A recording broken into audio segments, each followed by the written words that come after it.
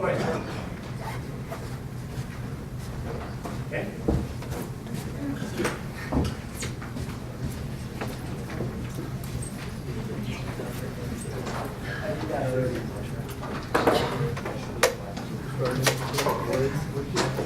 Last time we talked about aggregate calculation, and one of the things that we have to do is calculate the average molecular weight.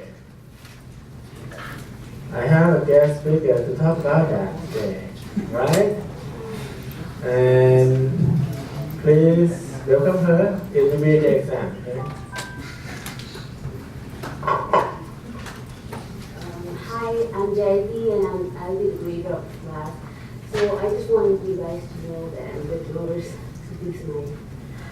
So we are going to talk about the calculation of average molecular weight of air.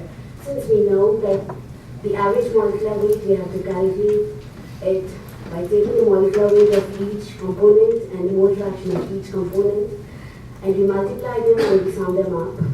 So over here, I'm going to discuss how to do the calculations from mole percent and how do we convert the mole percent to the weight percent, and how do we convert from weight percent to mole percent. So first, I'm going to discuss how do we calculate the average molecular weight of air, and then how do we convert them. So first, I'm going to discuss how to do the average molecular weight calculations. So over here, we know that the inputs are the components which are present in the air, that is nitrogen, oxygen, argon, carbon dioxide, and neon. We also know the molecular weights of them, and we were given the mole percent. In order to calculate the actual weight, so here I'm showing the column number so it will be easier for you guys to remember. So the actual weight is the column 5, and we need to calculate the actual weight. In order to calculate the actual weight, we need to multiply it with the mole percent. Multiply the mole percent with the molecular weight and divide it by 100.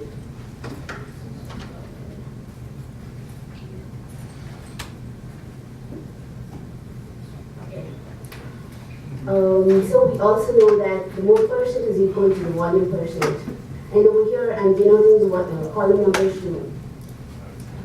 We know that the weight percent, we'll get it by dividing the actual weight of each component by the total weight, that is nothing but the average molecular weight of air, that is 28.9554, and multiplying them by 100. So that is denoted in the column 6. So that way we can convert the mole percent to the weight percent, and we can also get the average molecular weight of air.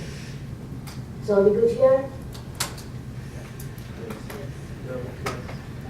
So here I'm going to discuss how do we convert the weight percent to the mole percent.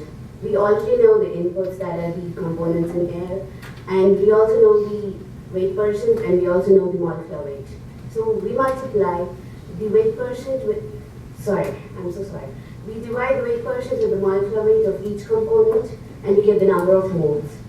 And we add up the whole moles to get the total number of moles, and then we get the mole percent of each component by dividing the number of moles of each component by the total number of moles in the 100. So I've denoted the column numbers so it will be easier for you guys. So are you good here too? Yes. So do you have any questions about this? Thanks.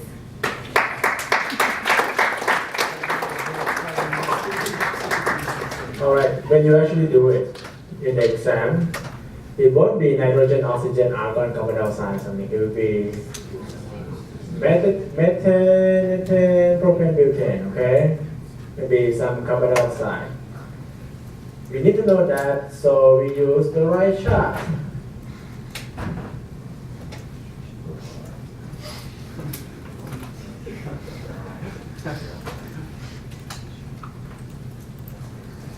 Last time we go through all this.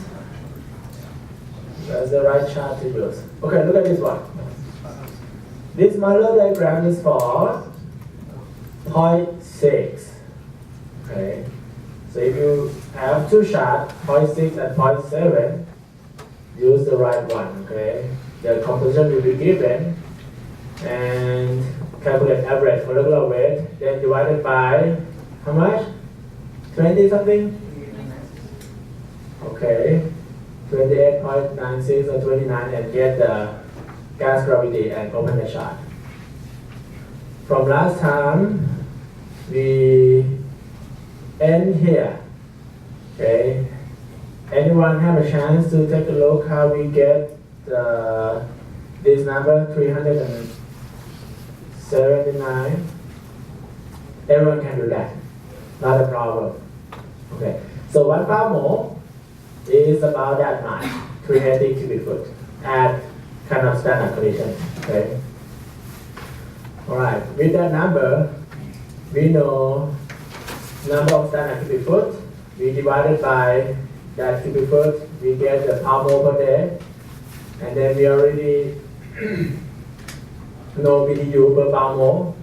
Multiply them together, we get BTU per hour. No problem with that. That will somehow have to be in the exam. Okay. When do we need line heater? If we are in hydrate phase envelope, okay. If we are over there, we need line heater mostly.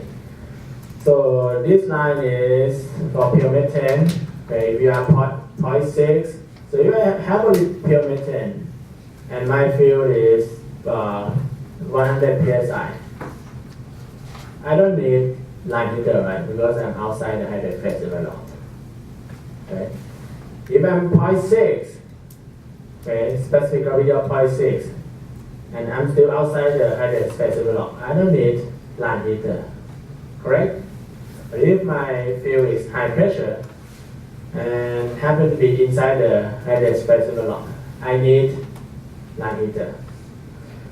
Okay, what about water that produced with it? So if I don't produce any water, okay, the temperature drop will be more. You see this -10.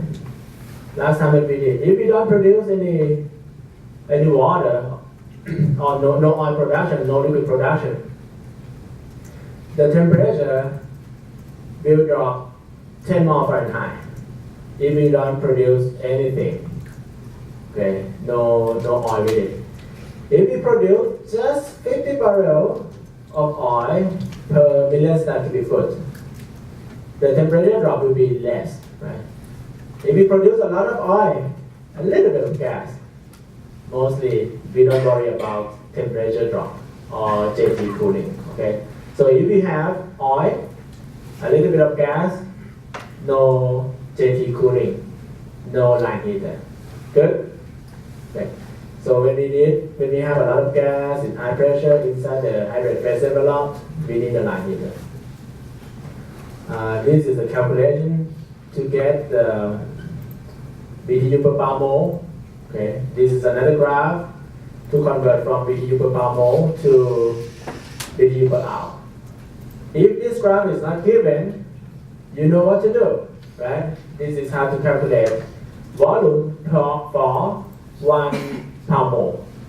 Once we get volume for 1 pound mole, we can convert from pound mole per hour to BTU per hour. All right.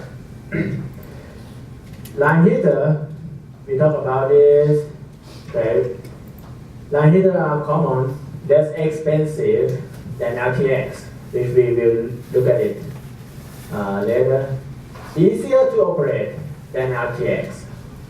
Okay. So sometimes I ask this question. Generally, RTX is more or less expensive. We can do that, right?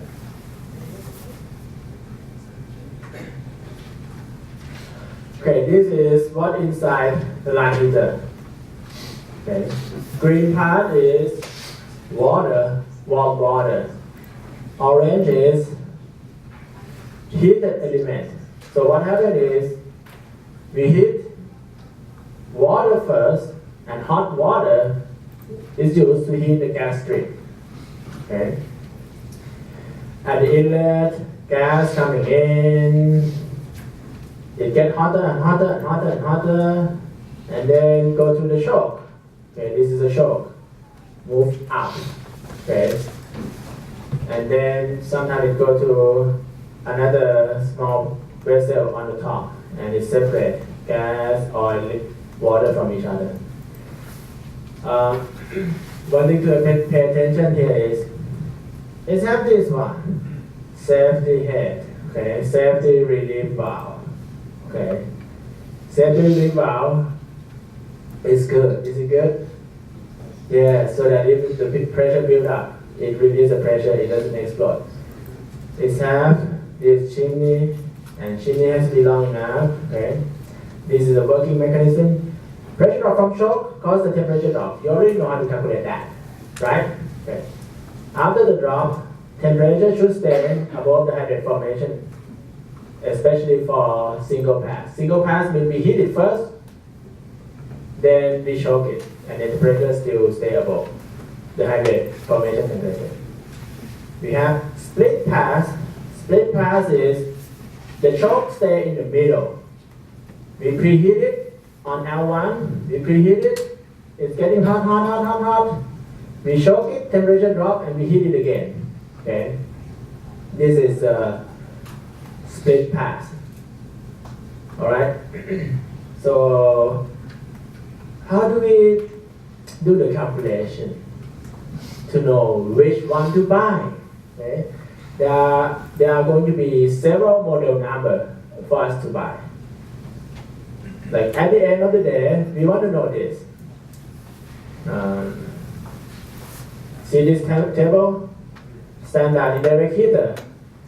In the exam, typically the question is only, which one to buy? Just that. There are several considerations.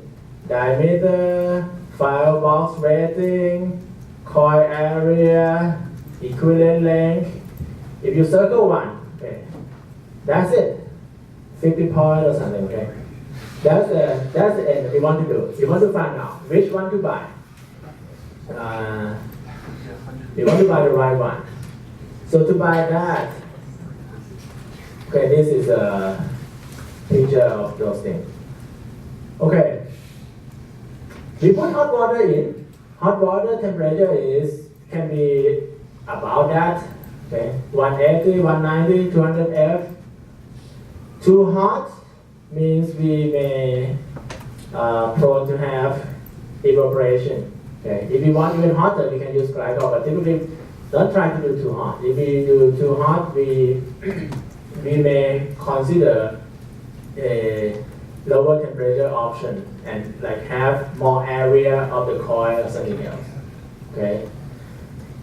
The way to size this is to find out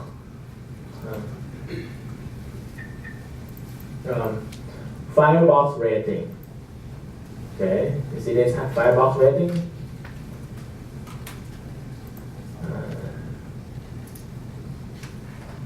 When we buy it, if we know how many BTU per hour that we need, that's about it. Okay, unless we need a lot. We need 750,000. The next question may be, do we do 14 coils or just 8 coils? Okay, we look later. So to know firebox rating, this is BTU per hour, right? We need to know hydrate temperature. Hydrate temperature comes from a chart, this kind of chart. Okay, you already studied last time. From this chart, we will know BTU per bar mole, and with the flow rate, we can tell BTU per hour. So if we flow a lot, we need bigger firebox rating. Okay. All right. For the split pass, we hit it twice. Just that. Any question on the split pass? Okay, next step is, what do we do with the split pass or single pass? So we need to know the amount of heat that is required, right? How much heat that it needs to go to the gas stream. Just enough to make it not form the hydrate. Okay, that's the answer. So the next step is, okay, we know that we need a certain amount of heat, but what is the water temperature that we should put over there? Oh, we do the calculation, okay? So think about it this way. If we put very hot water, it have a lot of heat go to gas, right? If we don't put very hot water, it have less amount of gas. We may need more coil area. So if we have more coil area, the temperature of water doesn't need to be that hot. If we have less area, maybe we need quite hot water to put in there. Line heater consideration. In addition to consider the temperature, which I will show you how to do the calculation, we need to worry about erosion problem. Erosion and corrosion problem. If we have flow rate too much, and there are some particle inside the gas stream, erosion can happen. Okay? If erosion happens, the pipe will have a hole and gas coming out. We don't want that, do we? Okay. Indro, sorry, your name is first, but how do we avoid the erosion problem?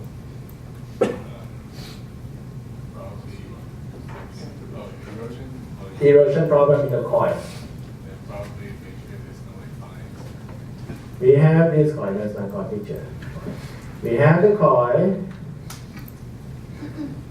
How do we avoid erosion problem? Velocity is too much. How do I decrease the velocity? Hey, close the valve so that we don't have anything flowing and we don't have erosion problem. We don't do that. Okay? If you flow whatever we want, and we want it to produce as much as possible, so we have more cash. We use a bigger pipe. Okay, bigger pipe flow at the same volumetric flow rate. Bigger pipe will allow a lower actual velocity inside. Do you agree? Okay. Bigger pipe also more expensive, right? Bigger is more expensive than smaller. So that is erosion velocity consideration. Okay. Pipe diameter L1 in the preheat section is smaller than L2 pipe. Sometimes we see that. Okay. Why is that? I put here due to gas velocity P in, P greater than P out. What is that about? Why is this that? Second one, Arif? Say pressure difference. And then P1. L1 is before the shock, L2 is after the shock, and L1 pipe can be smaller than L2. Why is that? Pressure always moves from high to low. So we're going to have a high pressure and then the second one. Okay. What happens after shock? Does it shrink or does it expand? It's going to expand. Expand. So if we use the same size of the pipe, will it flow faster or it flow slower? Is it, so when it expands, if we use the same size of the pipe, it will flow faster. So we have to L2 pipe diameter should be somewhat bigger, right? To maintain a low velocity. Low velocity will avoid erosion problem. Okay. I put here chimney has to be long enough. If chimney is too short, we lose hot air. So if it's long enough, low density exhaust go out, keep higher density air inside. Okay. Heating can be before and after the shock or just before the shock. If it's happened both before and after, we call split coil. If it's only before, we call single pass coil. We don't try to have the temperature very low because low temperature cause steel to get brittle. Okay, this is a picture and the diagram shows it come that way, go here to the shock and come out, right? Okay, another picture, and we will see more on the East Campus. Line heater sizing, heat duty. How much heat do we need? Okay, how much is a firebox rating, coil length? Okay, let's take a look at it one by one. for the calculation.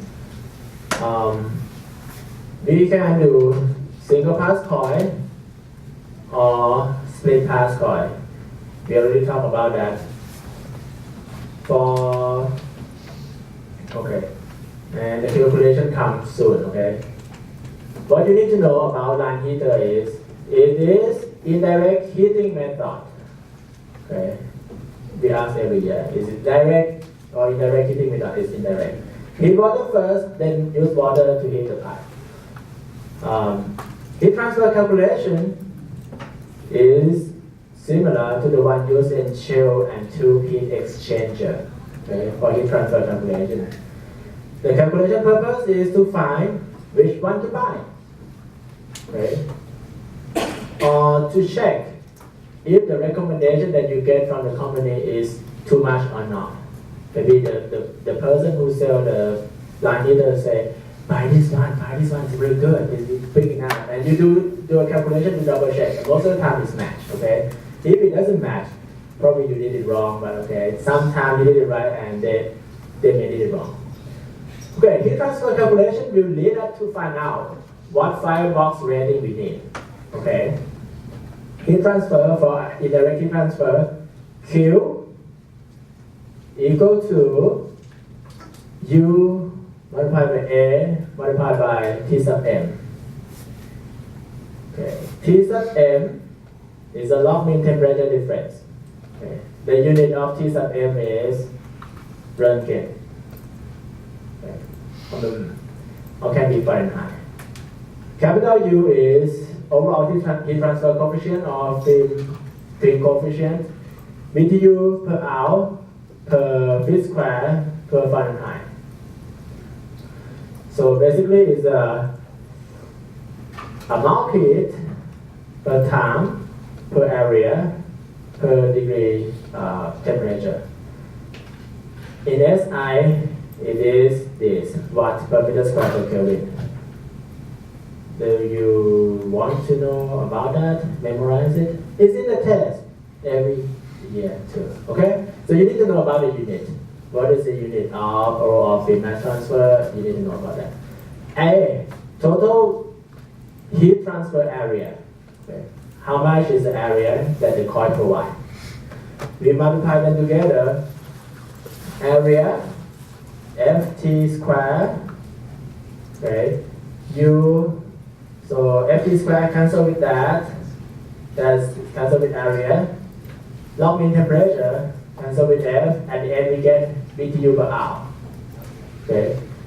And that BTU per hour, we tell the vendor to buy this BTU per hour. Good? Alright. So, first we calculate, like we did before. You remember this chart to find out what actually needed. Okay, this tells us what is needed. This step Q equal to U multiplied by A multiplied by T sub M. This is telling me what can be provided based on that area of the coil, based on that log mean temperature difference. We can adjust log mean temperature difference to be higher by use hotter water. Right? Water can be hotter. It doesn't need to be 170. It can be 180. It can be 190. All right. Before we do more calculation, let's do something about the unit. Sometimes people give capital U in the unit of BTU per hour per feet square per Fahrenheit. Some table get per Röntgen. Okay. Caesar Armendariz, the Caesar. How do we convert one unit to another unit? Provided that you know this formula. So we have U value in left hand side unit per Fahrenheit. How do we convert this to that? We multiply by 1, 2, 3. Okay, next. Oluwaseyi P. Bologan. That's a lot. All you was saying. Yeah, I'm right. Okay, how do we do that conversion? Wouldn't you just subtract it? Like if it's a Fahrenheit or Subtract, right? When we get it, we get per Fahrenheit. We do subtraction. Okay. Christian E. Barachas, what do we do? We subtract it, like he said?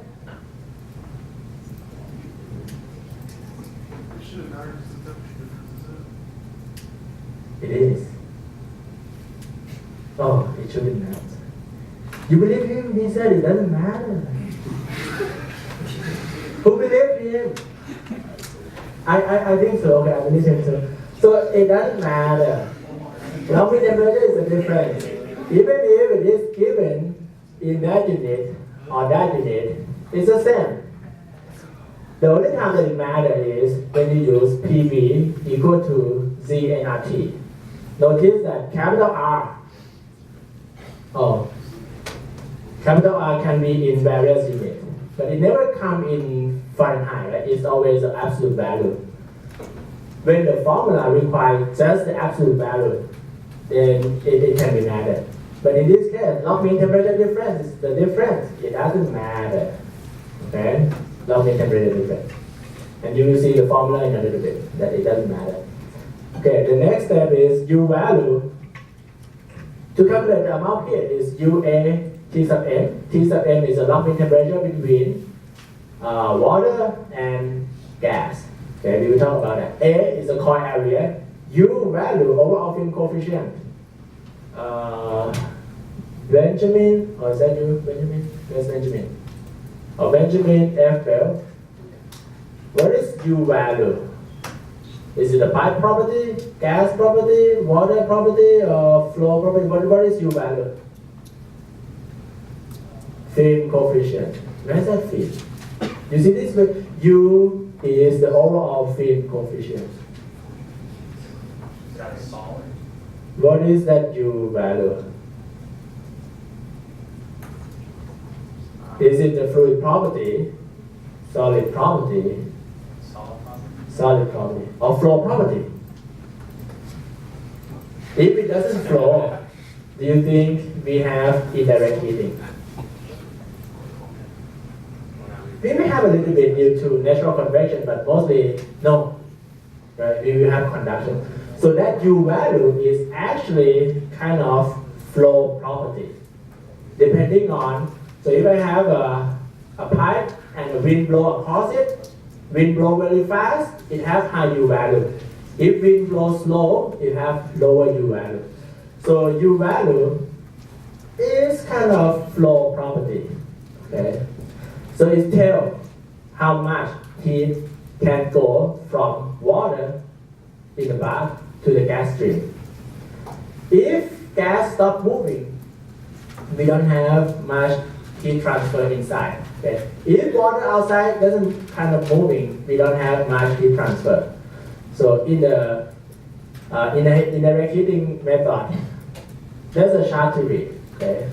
But you know that physical meaning of U value is tell us how much heat allowed to transfer. So it's kind of flow property, not quite a fluid property. So this chart will be specific to the vendor that you buy it from. Okay. In this case, we use this company. So the way to use this chart is, okay, gas flow rate, how much gas flow rate? And then SCFD.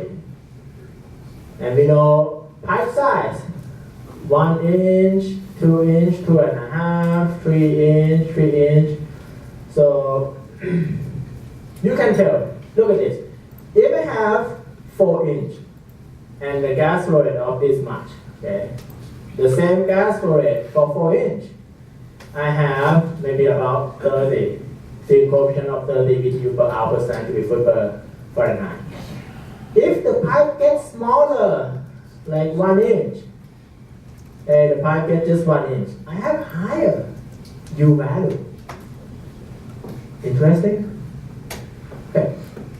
Small pipe cause gas to flow faster, cause more pressure drop, cause more heat transfer.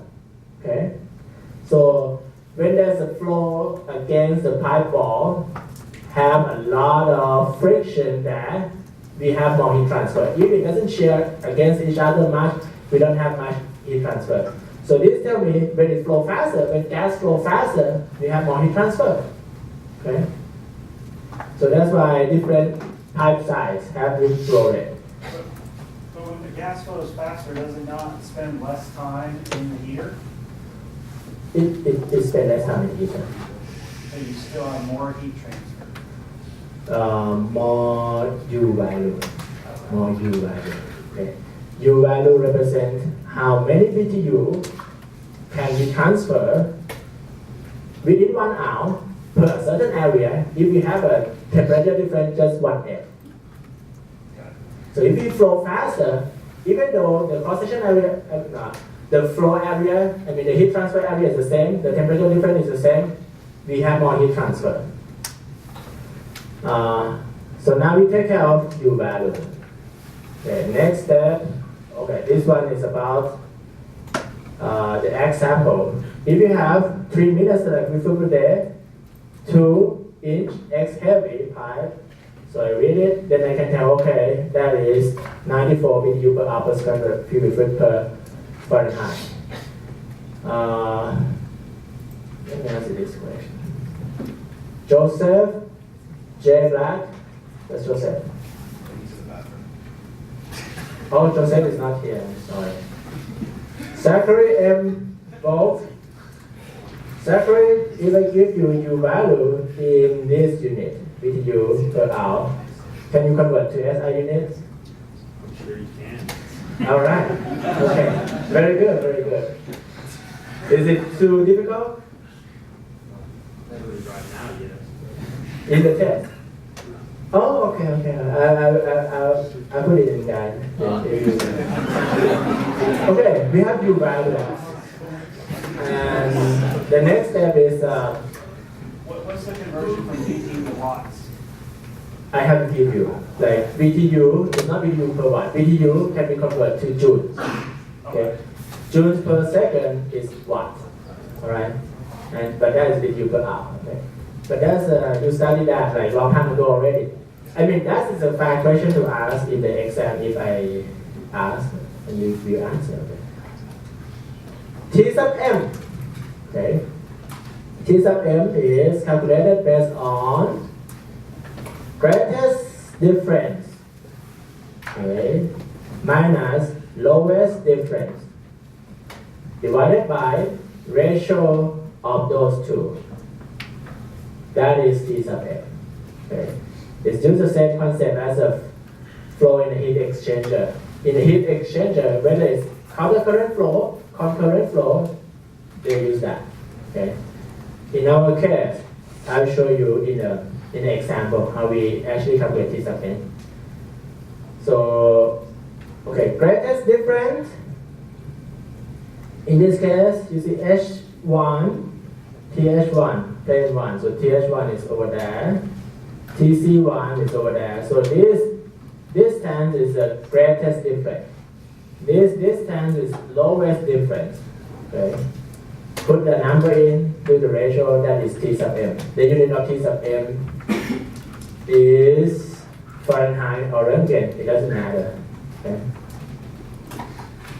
Alright, we know about U value, we know T sub m. And next, let's calculate Q. After we get delta H from the chart, we can calculate the heat required BTU per hour from this equation. 109.9 multiplied by G multiplied by that. G is the gas flow rate, SCFD. H is, what is that? Enthalpy difference reading from the chart. So, if I don't give you another chart, you can use this formula. Okay? And you can also prove this formula to me. Can you? Why do we have 109.9? 109.9, previously we know this. That's it. We know that about 380 cubic foot is 1 bar mole. You know that, right? 380 is what pound mole. So we know that this thing has to do something with 380. And it has something to do to convert from day to hour to make the unit cancel. That's it. That's where it's from. Okay, basically that 109 is 1 million, okay, divided by that 380 divided by 24. Okay, yes. I'm aware of that, yeah. Yes, sir. You have a question? You don't need to remind you. Okay. Okay, this is the way that formula is calculated from. It's not that difficult. Heat duty, we sum up all the heat required to heat oil, gas, and water, plus the heat loss. Heat loss, most of the time, is approximately to be 10% of the total heat required. Okay. Coil area and tube length. It can be calculated or approximated based on this equation. Okay. Length of 5 tube length, okay. Total heat duty, and 5 tube diameter. By assuming that there can be about that much BTU per hour per cubic foot, square foot. That's a derivation based on the surface area of the pipe. At the end, length of the pipe tube is that much. Next time we will go through the example, and there will be the homework. Oh, before you go, Joseph Black, not here, right? And Heidi Talbot, not here. Okay, the rest is here. See you next time. Thank you for coming.